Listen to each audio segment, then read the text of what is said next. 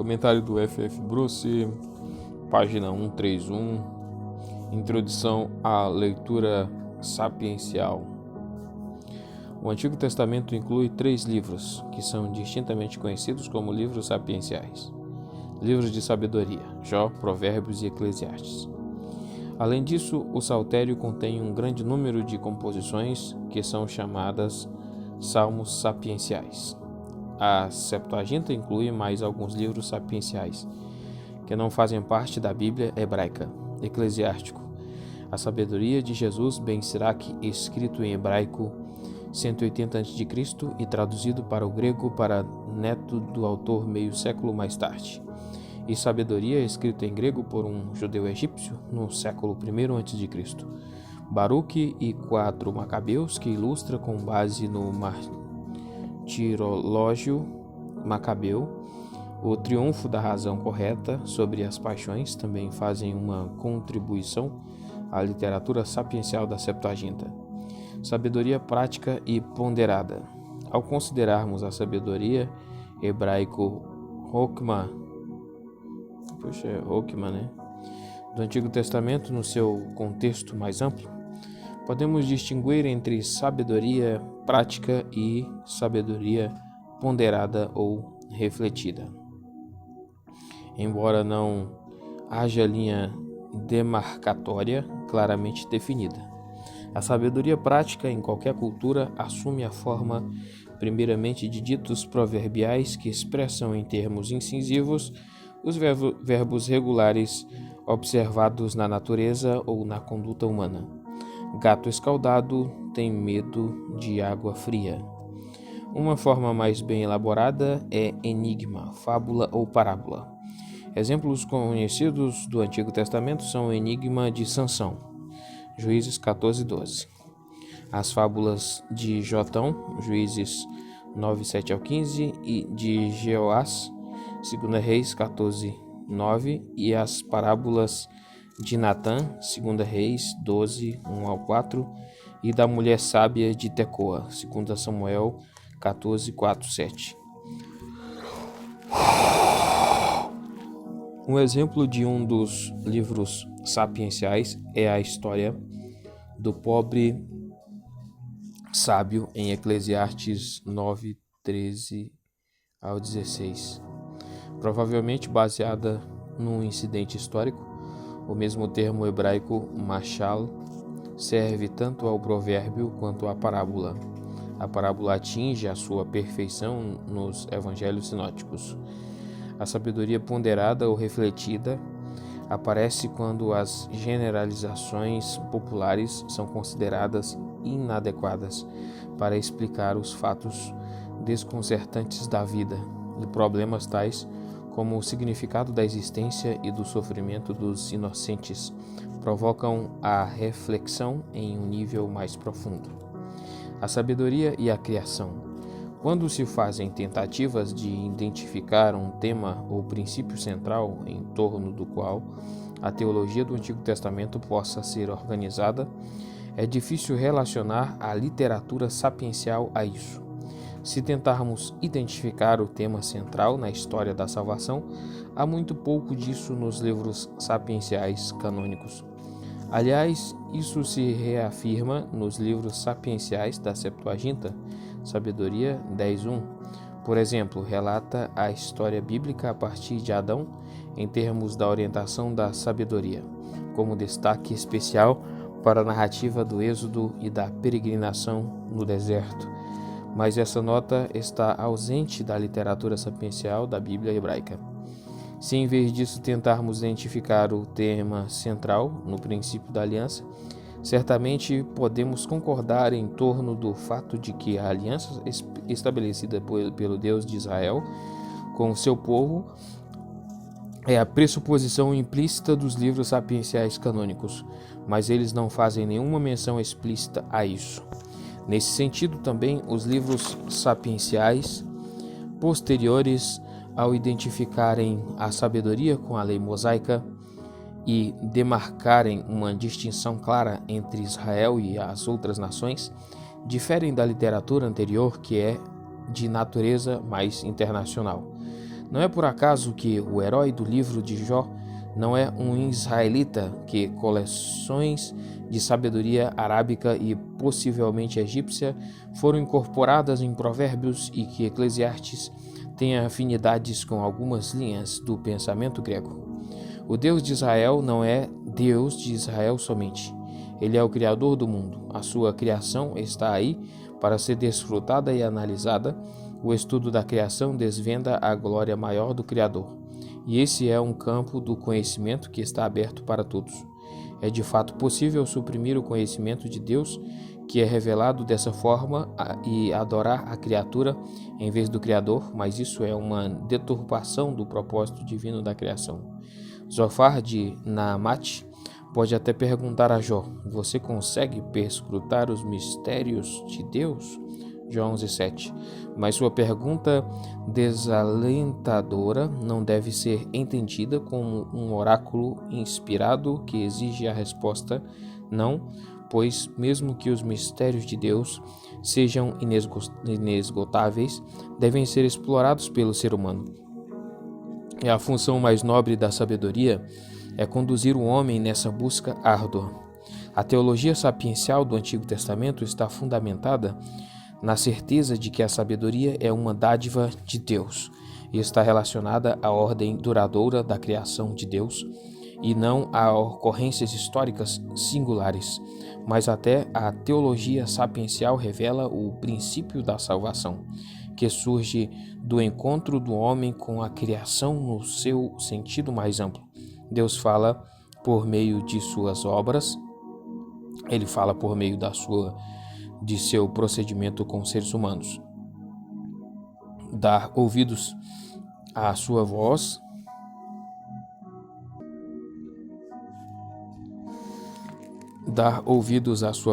é o caminho para a vida, ignorá-la é o caminho para a ruína.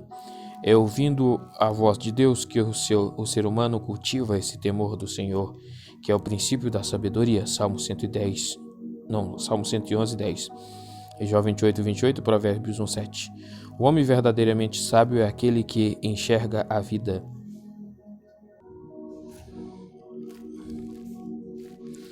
E o universo com esse espírito de reverência, ao passo que o tolo é destituído de sensibilidade moral e religiosa.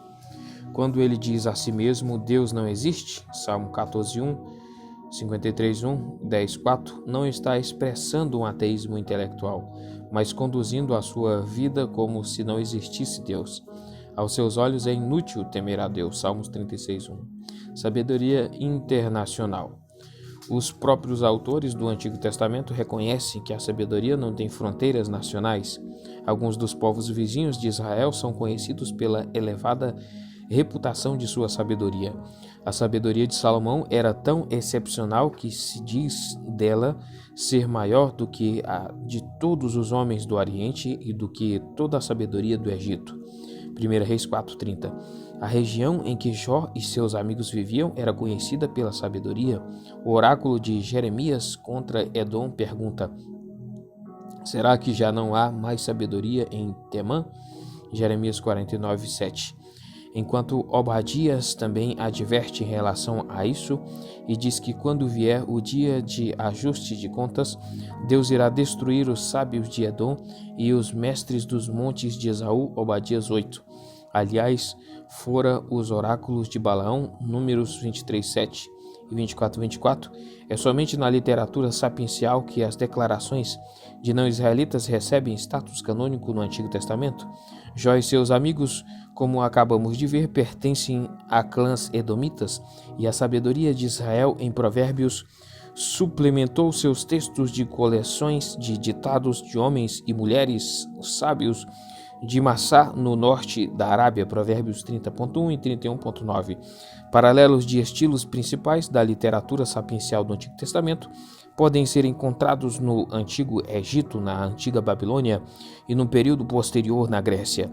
Já no início da terceira dinastia egípcia, 2700 a.C., Imhotep, sacerdote médio e arquiteto, tornou-se famoso como autor de provérbios, pois 2 ou 3 séculos depois, as máximas de Ptah-hotep constituem-se na primeira formulação de conduta correta a ser encontrada em qualquer literatura.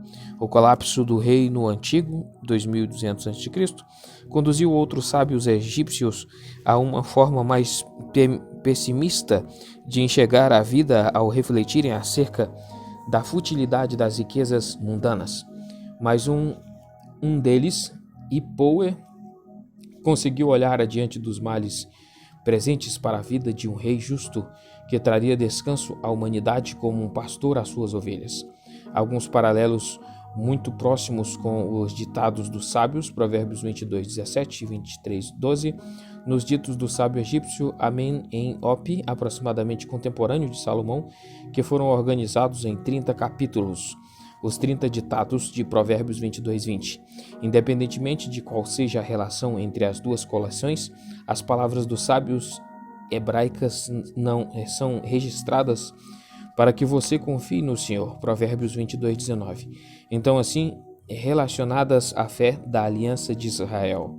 Acerca de paralelos babilônicos, podemos dizer que tem várias reflexões sobre o tema do sofredor inocente, que encontra a sua expressão clássica em Jó, especialmente na composição chamada com base nas suas palavras iniciais. Eu vou louvar ao Senhor da sabedoria, que descreve a situação de um homem cujas experiências foram muito semelhantes às de Jó, embora a forma de tratar o assunto seja distintamente inferior ao do livro hebraico. Algo do tom negativo de Eclesiastes é prefigurado em passagens da epopeia de Gilgamesh e do diálogo do pessimismo.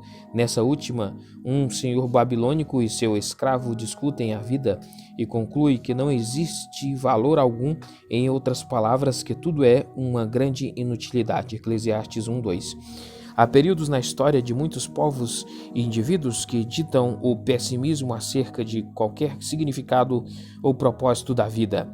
Cita muitos paralelos marcantes a Eclesiastes extraídos de Teógenes, o poeta grego que se distinguiu em torno de 500 a.C. Mas aqui, como em paralelos de outras áreas da literatura sapiencial do Antigo Testamento, não podemos nos precipitar em concluir que a semelhança do pensamento ou mesmo de expressão implica dependência direta. Situações semelhantes produzem efeitos semelhantes em todo o mundo.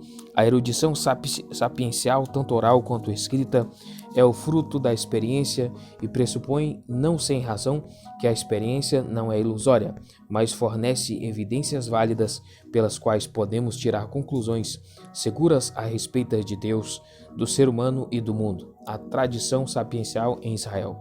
Além da sabedoria internacional e nacional, o Antigo Testamento dá testemunho de fortes tradições de sabedoria local ou de clãs.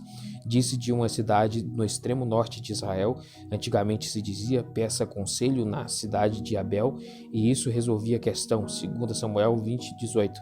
Reflexos deste tipo de sabedoria tradicional são identificados em Amós e outros profetas pré-exílicos.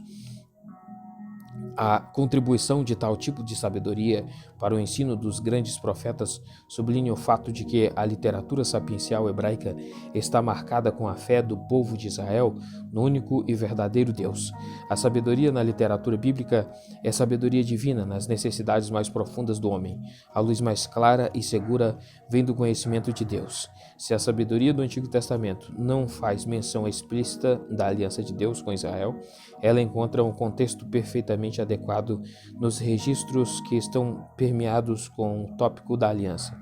Salomão, cuja sabedoria é excelente e famosa, é louvada repetidamente na narrativa do seu reinado em 1 Reis, tornou-se o patrono real da literatura sapiencial. Disse que ele mesmo compôs 3.000 provérbios e que discorreu acerca da história natural, 1 Reis 4:32 e 33. No final do primeiro século antes de Cristo, o autor do livro da sabedoria achou que era apropriado escrever com o nome de Salomão e reformular em termos de sua época a oração e o pedido de Salomão por sabedoria registrado em 1 Reis 3:5-14. Aliás, em torno do começo do século II d.C., uma coleção de hinos cristãos tornou-se conhecida como Odes de Salomão, talvez em honra ao rei cujos cânticos chegaram a 5.000, 1 Reis 4:32. Mais tarde, outro patrono da literatura sapiencial parece ter sido o rei Ezequias, por causa da referência em Provérbios 25.1 aos Provérbios de Salomão compilados pelos servos de Ezequias, rei de Judá. Embora não faltasse erudição sapiencial antes da monarquia unida de Davi e Salomão, o seu estabelecimento marcou o nascimento de uma era de grande atividade cultural em Israel. Entre os homens sábios da corte de Davi, destacavam-se Aitofel, cujos conselhos eram considerados por Davi e Absalão como se fossem a palavra do próprio Deus, 2 Samuel 16:23, e Natã, que é comumente denominado de o profeta, mas que na prática levou o rei à autocondenação por meio da sua parábola da ovelha, 2 Samuel 12:1-6. Assim, Natã pode ser colocado tanto entre os sábios quanto entre os profetas. Embora sábios, profetas e sacerdotes tenham cada um a sua própria função e forma de comunicar, as três categorias não devem ser tão nitidamente distinguidas a ponto de não ser possível nenhuma sobreposição entre uma função e outra. O lugar do sábio Racan na opinião pública, ao lado do profeta e do sacerdote como mediador da verdade divina, é indicado em Jeremias 18:18, em que se afirma com segurança que não cessará o ensino da lei pelo sacerdote, nem o conselho do sábio, nem a mensagem do profeta. Os sábios transmitiam a sua sabedoria de geração a geração. Eles tinham suas escolas, seus discípulos, doutrinas e coleções de provérbios, nos quais se basearam os escritos sapienciais do Antigo Testamento. Sabedoria canônica. As coleções das declarações dos sábios reunidas no livro de Provérbios estabeleceram a relevância prática da sabedoria na vida diária. Deus é apresentado como justo e o seu mundo é o mundo moral, caracterizado por retribuição temporal, pela justiça e misericórdia, e retribuição temporal por maldade e insensatez. Mas os problemas mais agudos e difíceis da existência não são tratados aqui. Provérbios parece estar dizendo: aqui estão as regras da vida, teste-as e descubra que funcionam. Jó e Eclesiastes dizem: nós as testamos e elas não funcionam. No livro de Jó encontramos o clímax de uma longa luta com esses problemas. Estágios anteriores deste processo estão marcados pelos chamados salmos problemáticos.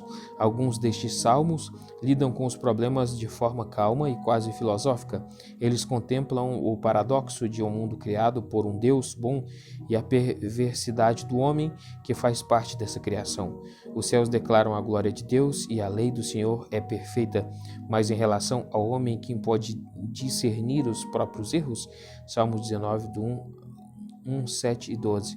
Mas em outros salmos problemáticos, Salmos 10, 37, 49 e 73, há uma luta com o medo e a dúvida. Os justos sofrem, os ímpios prosperam, e Deus aparentemente não faz nada. Senhor, por que estás tão longe? Por que te escondes em tempos de angústia? Levanta-te, Senhor, ergue a tua mão, ó Deus. Não te esqueça dos necessitados. Salmos 10, 1. Mas a perplexidade do homem temente a Deus não fica sem resposta. Tudo que torna a vida digna de ser vivida pertence àquele que pode dizer: Deus é a força do meu coração e a minha herança para sempre. Salmo 73, 26. O que fazer, porém, quando parece que Deus abandonou o homem piedoso? Essa é a situação de Jó. O livro que leva seu nome propõe suas perguntas. Primeiro, algum homem se dispõe a servir a Deus somente por amor a Deus? Será que existe algo como bondade simples e desinteressada? E número 2, por que um homem temente a Deus sofre? Satanás faz a primeira pergunta e está certo de que a resposta é não. O fato de Jó preservar a sua integridade em meio a aflições prova que a resposta é sim, mas João não tem acesso ao conselho celestial e, sem saber a verdadeira causa da sua desgraça, é forçado a suportar a insistência repetida dos seus amigos em que, visto que ele está sofrendo, deve ter pecado. Mesmo assim, ele se nega a ser convencido por eles e os choca ao desafiar Deus. a vindicar o seu próprio caráter e não o de Jó. No final, ele está contente quando Deus lhe fala e ele enxerga sua experiência da perspectiva da grandeza divina. Eclesiastes tem a forma de um testamento real. Esse livro recomenda a sabedoria como o único caminho para lidar com a triste realidade da vida. Uma sabedoria cautelosa e despretensiosa, aliás, que encontra contentamento num dia de trabalho bem-sucedido, na satisfação da simples comida e bebida, quando a pessoa desenvolveu apetite por elas e no prazer da vida em família. É melhor ser grato pelas pequenas coisas, pois o mundo está cheio de injustiças, o futuro é incerto demais e a morte é certa demais para que o ser humano se perca em grandes esperanças. Mesmo que o Criador tenha posto no coração do homem o anseio pela eternidade, Eclesiastes 3:11, o que o pregador teria dito ao homem que não consegue achar trabalho, que não tem nada para comer ou beber e que está separado da mulher e dos filhos? Nada possivelmente, a não ser que grande inutilidade nada faz sentido, Eclesiastes 1:2. Ao lidar com os problemas da vida na Terra, os livros sapienciais canônicos não recorrem a um mundo novo para restabelecer o equilíbrio do antigo. Uma vez, aliás, numa irrupção da fé, Jó treme quando se percebe à margem de uma nova percepção. E depois que o meu corpo estiver destruído e sem carne, eu verei a Deus. Jó 19:26. Mas, em grande parte, essa busca ocorre dentro dos limites desta vida. Somente quando chegamos ao livro de sabedoria encontramos o conceito de imortalidade invocado abertamente, e isso sob a influência do pensamento grego. Sabedoria narrativa e apocalíptica. Paralelo à literatura sapiencial característica do Antigo Testamento, há um gênero literário sapiencial mais bem elaborado do que a parábola, exemplificado especialmente no tema do israelita leal que, exilado da casa não por culpa sua, é bem sucedido por meio da sabedoria ao atingir uma posição de grande responsabilidade e honra, em meio a muita maldade e ciúme. O protótipo desse tipo de gênero é a história de José, mais criterioso e sábio do que todos os outros, e por isso recebe o comando de toda a terra do Egito. Gênesis 41, 38 e 41. O gênero é especialmente comum em relação aos períodos exílico e pós-exílico, como nos registros de Daniel, que era um iluminado e tinha inteligência e sabedoria, como a dos deuses, Daniel 5:11, e Mardoqueu, cuja previsão cuidadosa e planejamento prudente o fizeram alcançar o posto de segundo na hierarquia, depois do rei Xerxes, Esther 10:3. Exemplo desse gênero fora da Bíblia hebraica são as histórias de Tobia e Aicar. O livro de Daniel ilustra a transição da sabedoria narrativa para a sabedoria apocalíptica, que a apocalíptica é um dos desenvolvimentos da literatura sapiencial, é um fato muitas vezes negligenciado. A dotação excepcional de Daniel com sabedoria divina o capacita a interpretar os sonhos de Nabucodonosor e a escrita na parede da festa de Belsazar, bem como a preservar sua integridade como jovem, logo no início da sua estada na corte babilônica e na idade avançada, quando ressurge da aposentadoria para exercer grandes responsabilidades de Estado no reinado de Dario. Vemos uma ilustração do mesmo tipo de sabedoria nas adições da Septuaginta, que descrevem sua coragem em expor a fraude da idolatria na história de Bel e o dragão e a forma de ele vindicar e defender a honra de Susana contra os seus caluniadores. Mas nas visões apocalípticas, na segunda metade do livro, em que Daniel pede a ajuda de um anjo intérprete, vemos o destaque da necessidade da sabedoria para compreender e transmitir o propósito divino. Aqueles que são sábios, mas que instruirão a muitos, e apesar de perseguição e martírio, vão se levantar no final dos tempos para reluzir como o fulgor do céu. Daniel 11:33, 12:3. Nenhum dos ímpios levará isto em consideração, mas os sábios sim. Daniel 12:10. A mesma insistência na sabedoria divinamente inspirada é mantida na apocalíptica do Novo Testamento. É somente por meio dela, por exemplo, que a identidade do último perseguidor imperial pode ser descortinada. Aqui, a sabedoria, aquele que tem entendimento, calcule o número da besta. Apocalipse 13:18. Sabedoria pessoal. A sabedoria é personificada de tempos em tempos no Antigo Testamento, personificada como uma mulher, visto que também em hebraico a palavra sabedoria é feminina, como o grego Sophia e o latim sapientia. Ela é retratada como guia, filósofa e amiga, como a doadora de riquezas incomparáveis, imperecíveis, como a mestra de uma escola na qual os homens são convidados a aprender o caminho correto da vida. Provérbios 3, 15 e 18. Em Eclesiástico 51, 23 e 26, esse convite é formulado da seguinte maneira: aproximai-vos de mim, ignorantes, entrai para a escola, colocai o vosso pescoço sob o jugo, recebam vossas almas instrução, ela está perto ao vosso alcance. Há uma semelhança muito clara entre essas palavras e o convite no Evangelho em Mateus 11:29, tomem sobre vocês o meu jugo e aprendam de mim, em que o nosso Senhor fala no papel da sabedoria divina. Outra forma em que a sabedoria é personificada no Antigo Testamento tem ligações cósmicas. O reconhecimento de que a sabedoria de Deus é manifesta na criação pode ser prontamente expresso na declaração de Provérbios 3:19, Salmo 104:24. Por sua sabedoria, o Senhor lançou os alicerces da terra, por seu entendimento fixou no lugar os céus. Assim que a sabedoria é personificada, ela se torna a agente por meio da qual o mundo foi criado. O exemplo mais conhecido deste retrato está em Provérbios 8:22 ao 31, em que a sabedoria criada pelo Criador antes da fundação do mundo descreve a sua presença com ele em Eu estava ao seu lado e era o seu arquiteto. Quando ele formou os céus e a terra, etapa por etapa, e descreve também a sua alegria em tudo que ele fez, incluindo com antecedência a humanidade. Em várias linhas do ensino do Antigo Testamento, essa sabedoria preexistente, o Amém, também um eco do Amon de Provérbios 8:30, o soberano da criação de Deus, Apocalipse 3:14, não é simplesmente personificada numa figura de linguagem, mas é apresentada como uma pessoa mais tarde encarnada na humanidade de Jesus, que é, portanto, proclamado como o primogênito de toda a criação, em quem, por meio de quem e para quem o universo foi trazido à existência, visto que ele é antes de todas as coisas, e nele tudo subsiste. Colossenses 1:15, 17, etc. Portanto, o retrato da sabedoria aparece como uma raiz importante da cristologia do Novo Testamento.